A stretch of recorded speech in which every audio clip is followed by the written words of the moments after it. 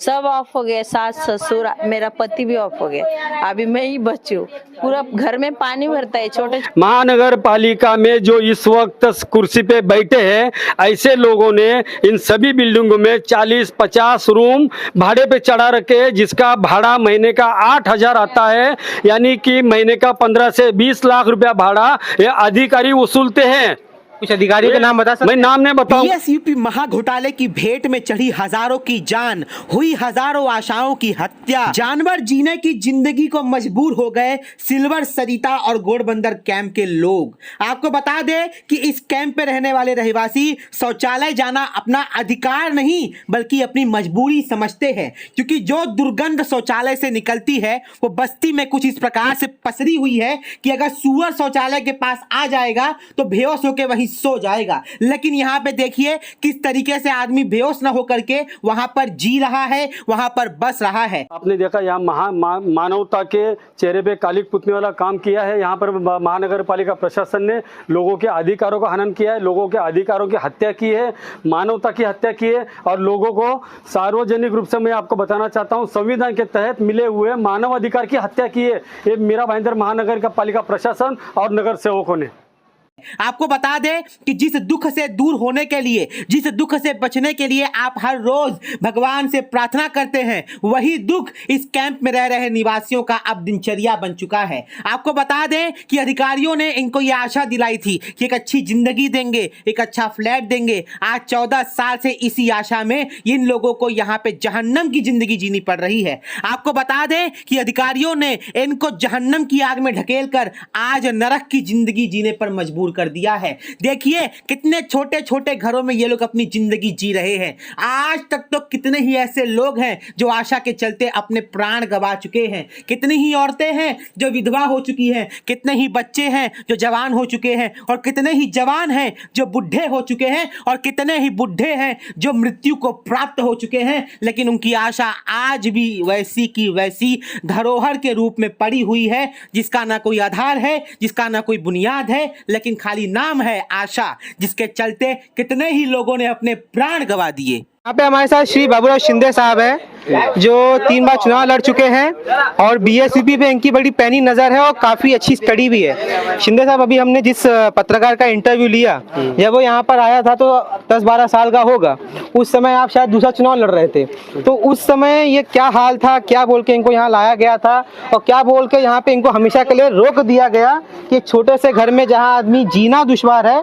वहाँ पे घर बसा रहा है?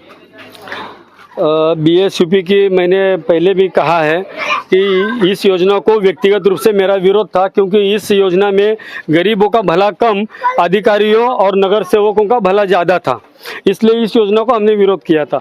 अब चूंकि किसी नगर सेविका ने इसके ऊपर साइन कर दिया, बीएसयूपी लागू हो गई, लोग घर से बेघर हो गए। उस वक्त ऑन द डॉक्यूमेंट यही कहा गया था कि 2 साल में 3 साल में इनको पक्का मकान देंगे, लेकिन आप देख रहे हैं आज 12-13 साल हो गए, अभी तक किसी को पक्का मकान मिला नहीं है। और इसमें अब ये बीएसयूपी योजना गरीबों के लिए कम और ये भ्रष्ट अधिकारी, प्रशासन अधिकारी, नगर सेवक, उनके दलाल, बोगस पेपर बनाने वाले लोग, ये सब फ्रॉड लोगों के लिए ये योजना को चलाया जा रहा है। करोड़ों रुपया आया, अरबों रुपया आया, कहाँ गया, किधर गया, कुछ अता पता नहीं। सेंट्रल का पैसा आया वापस चला गया, स्टेट का पैसा आया वापस चला गया। आज हम इस योजना को बीएसयूपी योजना कहते जरूर है, लेकिन ये योजना अभी बीएसयूपी योजना नहीं रही। अब ये प्राइवेट बिल्डर से करके लिया जा रहा है और उनको उसके माध्यम से टीडीआर जमीन और एक्स्ट्रा टीडीआर देकर उनका भरपाई किया जाएगा। इसलिए सब हालत देखिए जरा। हाँ, तो ये क्या करेंगे, लोग मजबूर है जीने के लिए, कर क्या सकते हैं। आम आदमी को अपने घर का चूल्हा जलाने के लिए मेहनत करना जरूरी है। इसके लिए वो सुबह घर से निकलता है, रात को 200-500 रुपया कमा के घर पे लेकर आता है ताकि अपने घर का चूल्हा जले, लेकिन ऐसा यहाँ पर नहीं होता है। ये बड़ी दिक्कत है यहाँ पर। और जिधर 2 साल 3 साल बोलकर लाया गया था उधर 13 साल हो गए और कितने साल जाएंगे। अभी तो घोटाला भी है, 300-350 करोड़ का घोटाला हुआ है और यहाँ पर अभी इसकी तहकीकात चल रही है। तहकीकात में क्या आगे आता है आप देख लीजिए। अभी ये देखिए, ये स्टेट गवर्नमेंट ICDS, अभी ये मुझे इसलिए इसका मालूम है, मेरी बेटी इसके ऊपर काफ़ी काम कर चुकी है, जो कि अभी डॉक्टर्स फॉर यूथ संगठन की इम्प्लीमेंटेशन ऑफिसर है, तो इसके लिए मुझे इस योजना के बारे में अधिक जानकारी है। अभी ICDS से चलाया जाता है। बच्चों दोपहर का खाना मिलता है, इधर जो भी अधिकारी है उससे बात कर लो। खाना मिलता है, ट्यूशन है, प्राइवेट ट्यूशन है, बोर्ड कैसा लगा? प्राइवेट ट्यूशन है और बोर्ड का। सुबह में आंगनबाड़ी रहता है, अच्छा, सुबह में आंगनबाड़ी रहता है, हमें ट्यूशन हो जाता है। चलो अच्छा है, मतलब बच्चे को पढ़ा ही रहे, बच्चों को आगे बढ़ा ही रहे। आंगनबाड़ी रहता है। अच्छा, ठीक है, कोई बात नहीं है, बच्चों पढ़ रहे हैं, बहुत खुशी की बात है। लेकिन ये परिस्थिति है, देखिए यहाँ पे इतना छोटा छोटा घर है, 14 साल से इनका रहवास यहाँ पर हो गया है। बच्चे बड़े हो गए हैं, छोटे थे तो बाजू में भी सुला लिए जाते थे, लेकिन अब बड़े हो गए तो कहाँ सुलाए जाएंगे, कहाँ रहेंगे। गरीब है, परमानेंट घर का लॉलीपॉप दिया गया, लेकिन लॉलीपॉप का स्वाद किसी को नहीं मिला, लॉलीपॉप दिखा दी गई खाली। नहीं, लॉलीपॉप का स्वाद मिला ना, नगर सेवकों को मिला, नगर सेवकों ने पेट भर के लॉलीपॉप खाए भी, अधिकारियों ने भी खाए, और अपने आने वाले 7 पीढ़ियों के लिए भी जमा करके रखा है सबने। और गरीब यहीं पर है, मरने को मजबूर है, मर मर कर जीने को मजबूर है। कई लोग तो स्वर्ग लोग भी पधार गए घर की लालच में। अब जो बच्चे 5-7 साल के थे जब यहाँ आए थे, अब वो बालिग हो गए हैं। अब ये उन्हीं को वोट करेंगे जो 200-500 देगा, अपने 5 साल फिर जिंदगी के बेचेंगे। यही होता है, 5 साल कोई नगर सेवक नहीं आता है, उनको मालूम है इनके पास जाके क्या करना है। इनको 200-500 दे दो, वोट खरीदो, 5 साल राज करो।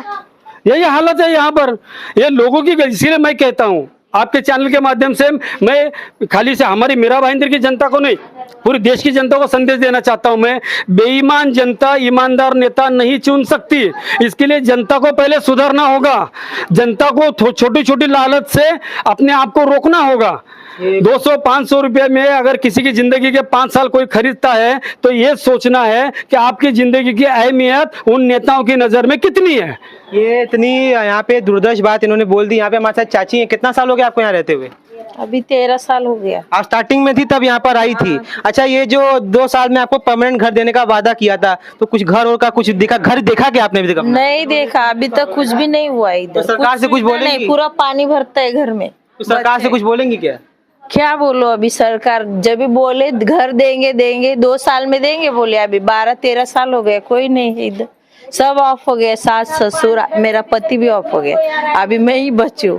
पूरा घर में पानी भरता है, छोटे छोटे बच्चे हैं, हम लोग कैसे रहते हमको पता है। इधर कोई आता नहीं देखने को, क्या हो रहा है क्या नहीं, कुछ भी नहीं देखता है, कोई भी नहीं आता है। ये देखिए, ये इतनी वेदना, इतनी संवेदना है। यहाँ पे हमारे साथ एक घंटी और है। आपका नाम क्या है? आप कितना साल हो गया इधर? 11। जब आए थे तो क्या मतलब क्या लॉलीपॉप दिया गया था, कितना बड़ा घर मिलेगा? बड़ा घर मिलेगा, 5 साल के बाद देंगे, ऐसा बोले थे। अब कितना साल हो गया? 11 साल, 13 साल चालू है अभी। इतने छोटे से घर में रहते हैं, कुछ प्रॉब्लम समस्या नहीं होती क्या? तो फिर अब समस्या तो है ना, नहाने का है तो बच्चे लोग को बाहर भेजना पड़ता है, बच्चे लोग को दूसरा जगह रखना पड़ता है, हमने इधर रहना पड़ता है। समस्या तो 10 बाय 10 के रूम में क्या करेंगे। यहाँ पे हमारे साथ एक महिला, और सबसे ज्यादा परेशानी जो यहाँ पे महिलाओं को ही है। तो यहाँ पे आपका नाम क्या है मैडम? आपका नाम? सागर, गंगा सागर। आप कितने साल पहले आए थे? 13 साल हुई, एक साथ हम सब लोग काम एक साथ आया। अच्छा, कितने लोग आपके घर में है? 4 जन है, 2 बच्चे, मेरा आदमी, मैं हूँ। ये घर में रह पाते हैं क्या अच्छे से एकदम? नहीं, पानी भरता है, बाप रे बाप। रात में बैठना, इतना पानी भरता है घर में। जरा इब्राहिम भाई, जरा के घर दिखा दीजिए इनको। ये देखो, अरे 8 बाय 10 का घर है भाई। ये इधर देखो, पूरा इतना छोटा सा, ये पूरा पानी भरता है उधर तक। इतना छोटा सा ये घर है, और इतनी ज्यादा ये समस्या है। यहाँ पे सबसे ज्यादा पीड़ित तो महिलाएं ही हैं, क्योंकि आदमी तो काम करने चला जाता है, लेकिन महिला दिन भर यहाँ रहती है। और दिन भर एक मेन मुद्दा, कौन सा मेन मुद्दा? मिला क्यों नहीं? हाँ, ये भी है कि मिला क्यों नहीं? ये है, मैं आपको बताना चाहता हूँ, मन बिल्डिंग में ट्रांजिट कैंप है। हाँ। इसके हाइट्स में है। अच्छा, इनको ट्रांजिट कैंप भी है, दरवेश में है। हाँ। उसके बाद में लोढ़ा में है, बराबर है। उसके बाद में आपके क्या नाम उसका, हाँ, डेल्टा के पीछे भी एक है बिल्डिंग है, बराबर है। और अभी जेपी में भी है, उसके पहले आपका 15 नंबर में, बराबर है। इतनी बिल्डिंगों में मैं बड़ी जिम्मेदारी से मैं ये इल्ज़ाम लगा रहा हूँ। अगर झूठ है तो मैंने पहले ही बोला, अगर मेरा इल्ज़ाम कोई भी झूठ हुआ ना तो सरेआम फांसी चढ़ा दो, समझे कि नहीं। इन 5-6 बिल्डिंगों में 200-250 से ज़्यादा रूम है, खाली रूम है, वो भाड़े पे चढ़ा रखे हैं, अधिकारियों ने चढ़ा रखे हैं। महानगर पालिका में जो इस वक्त कुर्सी पे बैठे हैं, ऐसे लोगों ने इन सभी बिल्डिंगों में 40-50 रूम भाड़े पे चढ़ा रखे हैं, जिसका भाड़ा महीने का 8,000 आता है, यानी कि महीने का 15 से 20 लाख रुपया भाड़ा ये अधिकारी वसूलते हैं। कुछ अधिकारियों के नाम बता सकते मैं नाम नहीं बताऊंगा। अगर मैं ये आपके माध्यम से एक और मैं गुजारिश करना चाहता हूँ, ये EOW हो जिनके पास अभी भ्रष्टाचार का मुद्दा गया है, या फिर महानगर पालिका आयुक्त तथा प्रशासक दिलीप ढोले साहब ने जो कमेटी बनाई है इंक्वायरी के लिए, उसमें जनता के प्रतिनिधि के तौर पर हमें बुलाया जाए। हम उनके सामने सब कच्चा चिट्ठा खोलकर रखने को तैयार है। समझिए ने नाम के साथ में रखने को तैयार है। उनकी इंक्वायरी करें। 200 से ज्यादा रूम, 250 रूम, 300 रूम भाड़े पे चढ़ा रखा है और उनको नहीं दिया जा रहा है ट्रांजिट कैंप में, ये बोलकर कि रूम खाली नहीं है। और ये गरीब जनता यहाँ पर रोज मरती है, रोज हजारों बार मरती है। बीमारियां दुनिया भर की है। आप यहाँ पर घूमकर देख लो। मैं खुद अभी कचरे के ढेर के पास था तो मुझे चक्कर आ गया, मुझे वोमिट हो गया। फिर भी यहाँ पर इस हालत में बच्चे रहते हैं। यहाँ पर ये देश का भविष्य है। क्या होगा आगे देश का? क्या होगा आगे देश का, ये अधिकारियों को ही नहीं पड़ी है तो बाकी लोगों को क्या बोलना। बहरहाल ये आज हमारी 2 रिपोर्ट हमने आपको दिखाई, एक इब्राहिम शेख जी की जहाँ पे उन्होंने अपनी वेदना बताई, ये बाबूराव शिंदे की जहाँ पे उन्होंने अपना दुख व्यक्त किया। अगल बगल जो आप मेरे घर देख रहे हो ना, इस घर में तो मैं क्या बोलूँ, जीना भी मुश्किल है। लेकिन यहीं पे लोग 14 साल से 15 साल से घर बसाकर बैठे हुए हैं। बड़ी किल्लतें हैं। अब तो दुख इनके जीवन का दिनचर्या बन चुका है। शुरुआत में दुख था लेकिन अब इनका दिनचर्या हो गया है। और हम हिंदुस्तानी लोगों की एक आदत है कि हमको तुम कैसी भी कंडीशन दे दो, हम उसमें जी लेंगे, हम उसमें रह लेंगे। ये बात किसी ने बड़ी सही कही है, लेकिन बहुत अच्छी भी बोली है। मैं दूसरी बात बोल रहा हूँ। इसी के साथ आप देख रहे हैं जनता समाचार, मैं हूँ राम।